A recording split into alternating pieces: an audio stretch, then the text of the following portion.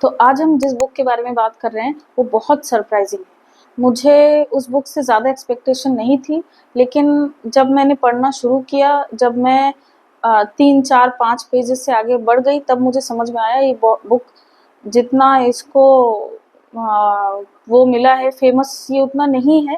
मुझे लगता है ये बुक सबको पढ़नी चाहिए। अब से मैं ये बुक हर एक को रिकमेंड करूँगी। कोई भी मुझसे अगर पूछता है कि कुछ अच्छा पढ़ने के लिए, कुछ डीप, कुछ इमोशनल पढ़ने के लिए अगर हो, तो वो बुक ये है। अब ये बुक इस ऑथर की, ये मेरी पहली बुक थी। ये मुझे इतनी ज़्यादा अच्छी लगी है कि मैंने इनकी दूसरी बुक जो इससे ज़्यादा फेमस थी वो भी खरीद ली है। अब देखते हैं वो कैसी होती है।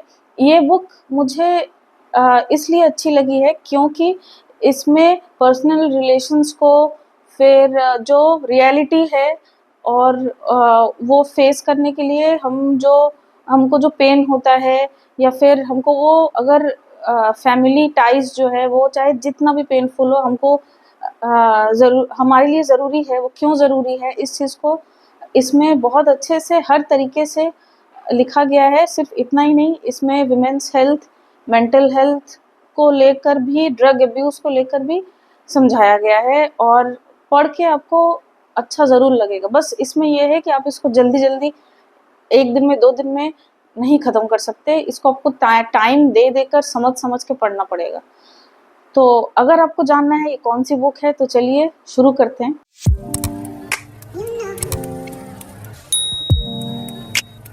ओके, तो वो बुक है ये, blue sisters by Coco Mellors. अब ये बुक मैंने खुद से नहीं खरीदी थी। मेरा जो बुक क्लब है उसका ये जुलाई मंथ का बुक है, BOTM, book of the month. अब मुझे इसका कवर देखकर सबसे पहले तो ये लगा था कि बोरिंग बुक होगी, शायद एक लड़की की होगी जो अभी आज का जो मॉडर्न लाइफ है उसको कैसे रह रही है, क्या है, वो शायद उसकी अकेले की कहानी होगी। और उस तरह की बुक मैं पहले भी पढ़ चुकी हूँ, अच्छी लगती है, लेकिन मुझे लगा था पहले कि वही है। इसका बुक ब्लर्ब जो होता है, मतलब बुक का एक शॉर्ट जो इंट्रो कह सकते वो होता है, मैं नहीं पढ़ा था, मेरा बुक क्लब पढ़ रहा था, मुझे पढ़ना था, तो इसलिए मैंने बिना देखे इसको पिक कर लिया था। सरप्राइजिंगली ये बुक मुझे बहुत अच्छी लगी, बहुत ज़्यादा अच्छी लगी, और इसका बहुत सारा रीज़न है अच्छा लगने का। सबसे पहले तो वो ये है कि बुक में कुछ भी बहुत ड्रैगिंग नहीं है। ड्रैगिंग मतलब बहुत खींचा हुआ, किसी अननेसेसरी कोई टॉपिक नहीं है।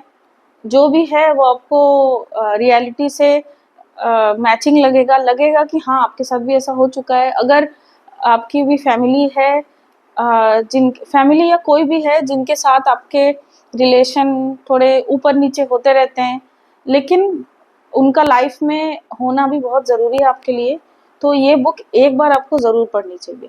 अब मुझे ये रियलिटी से, मेरी लाइफ से इसीलिए लगा कि इंस्पायर्ड है, क्योंकि फैमिली में जितने भी लोग हैं, हर एक की फैमिली में होता है, कभी कुछ गुड मेमोरीज रहती है, कभी कुछ बैड मेमोरीज रहती है। मेरी भी ऐसा है, मेरे लिए भी ऐसा है, और मुझे भी नहीं लगता है कि मैं उनको छोड़ के या अलग हट के रह पाऊंगी, लेकिन साथ में रहना भी कभी कभी मुश्किल हो जाता है, और यही सब है। ये तो हुआ फैमिली रिलेटेड। जो मुझे सबसे ज़्यादा अच्छा लगा वो ये था कि इसमें मेंटल हेल्थ, ड्रग अब्यूज़ से लेकर ब्रेक लेना, एक रूटीन से अलग हट के कुछ देर दिमाग को और बॉडी को आराम देना क्यों ज़रूरी है, ये भी इसमें लिखा है। और आपके साथ कोई हो जो आपका उस ब्रेक में सपोर्ट करे, ये भी बहुत ज़रूरी है। ये बहुत अच्छे से इस बुक में लिखा गया है। एक और टॉपिक है जो इंडिया में लोग बहुत कम बात करते हैं, वो है एंडोमेट्रियोसिस के बारे में। अब इसमें एंडोमेट्रियोसिस को इतने अच्छे से एक्सप्लेन किया गया है, उसका जो भी डेंजर है, जो भी साइड इफ़ेक्ट है, उसको भी थोड़ा बहुत इसमें हाईलाइट किया गया है। आपको पढ़ के समझ आएगा कि मैं क्यों ये बोल रही हूँ। इसमें कुछ-कुछ लाइन्स है जो मैंने हाईलाइट भी किया हुआ है। ये है, इसके बारे में मैं बताऊंगी। अब आते हैं इसका स्टोरी। इसका प्लॉट ये है कि इसमें 4 बहन हैं, एवरी, बॉनी, लकी और निकी। हाँ, चारों बहनों में बचपन से बहुत दोस्ती थी, लड़ाई भी थी, सबका अपना-अपना लाइफ है।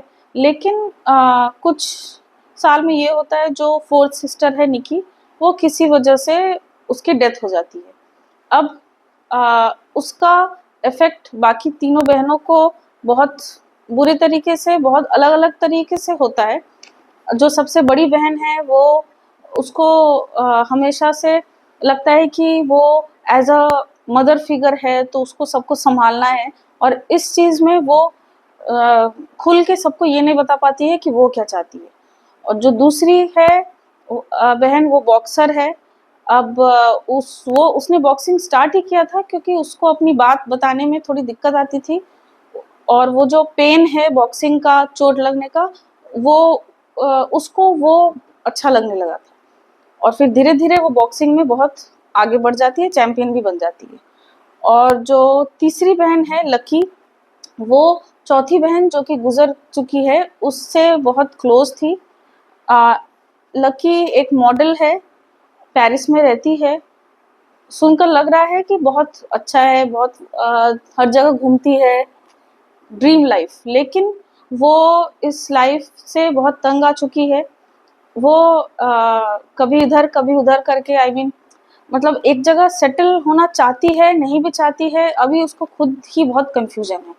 और जो पिछले साल, क्योंकि उसकी सबसे सबसे क्लोज बहन गुजर चुकी है, तो वो आ, उसका एक दुख बोलिए या जो भी बोलिए, ड्रग अब्यूज भी स्टार्ट हो जाता है। उसको खुद नहीं समझ आता है, लेकिन वो ड्रग एडिक्ट बन जाती है, जो उसके लिए बहुत खतरनाक हो जाता है। अब ये एक दिन, हर एक की लाइफ में कुछ ऐसा इंसिडेंट होता है कि वो लोग वापस से अपने पेरेंटल होम में जाते हैं। तीनों बहन साथ में मिलते हैं, लड़ाई भी होती है, तीनों एक दूसरे को सपोर्ट भी करते हैं, और लाइफ में मूव ऑन करते हैं, आगे बढ़ते हैं। अब इसी की स्टोरी है। इसमें क्या है, हर एक का जो भी जितनी भी 3 बहन हैं, हर एक का जो भी पॉइंट ऑफ व्यू है, उसको भी बहुत अच्छे से बताया गया है। अब लाइफ में आपके जो भी होता है, आप किसी को ब्लेम करिए, किसी को ना करिए, लेकिन रिस्पॉन्सिबिलिटी एक एज के बाद आपकी खुद की होती है। ये भी इसमें बहुत अच्छे से बताया है। वो आपके हाथ में है कि आप, कोई पेन है लाइफ में, आपके जो भी हुआ है, उसको आप किस तरह हैंडल करते हैं, आप उससे कैसे डील करते हैं, ये है। अब जो मैं दूसरी बात बता रही थी एंडोमेट्रियोसिस की, एंडोमेट्रियोसिस एक्चुअली बहुत एक कंडीशन है जिसमें पीरियड के टाइम मेंस्ट्रुअल पेन बहुत ज़्यादा होता है। कुछ लोगों को बहुत ज़्यादा होता है, कुछ लोगों को कम होता है, मुझे भी होता है। अब ये समझाना थोड़ा मुश्किल है कि क्यों इतना ज़्यादा होता है। और सिर्फ पेन नहीं होता है, बहुत हार्मोनल चेंजेस आते हैं, बहुत कुछ होता है लाइफ में। अब वो 10 दिन मेरे लिए बहुत मुश्किल हो जाता है, इसलिए क्योंकि सामने वाले को समझाना बहुत मुश्किल है कि मेरे साथ क्या हो रहा है।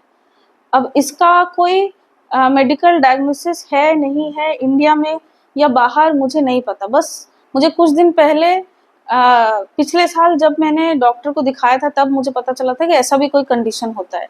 लेकिन मैंने उसके बाद बहुत रिसर्च किया, रिसर्च से मुझे ये पता चला कि होता बहुत लोगों के साथ है, लेकिन इतना कोई डायग्नोसिस, इस चीज़ के डायग्नोसिस पे कोई इतना बिलीव नहीं करता है। अब इसमें जो सबसे डेंजरस चीज़ है इस कंडीशन में, कि लोगों को पेन किलर खाने की आदत पड़ जाती है, क्योंकि बहुत ज़्यादा पेन होता है। पेन किलर सिर्फ पेट दर्द तो जाता ही है, लेकिन आपका दिमाग और जो भी है, जो भी आपका बॉडी पेन हो रहा हो, उसको भी थोड़ा-सा राहत मिलता है। तो वो जो 10 दिन का या 1 हफ्ते का जो कंडीशन होता है, किसी को भी समझाना बहुत मुश्किल है, जो इस चीज़ से नहीं गुज़रता है। और जो 4th सिस्टर है, जो उसकी चौथी बहन है, उसको भी यही कंडीशन होता है। और इस चीज़ को इस ऑथर ने इतने अच्छे से एक्सप्लेन किया है कि मैंने इसको हाईलाइट किया। बहुत कम बुक है जो मैं जिसमें मैं हाइलाइटर यूज़ करती हूँ, लेकिन ये मैं हाईलाइट करके कम से कम इसको 10-20 बार पढ़ चुकी हूँ। मैं आपको भी पढ़ के सुनाती हूँ। अब उस चौथी सिस्टर का नाम है निकी।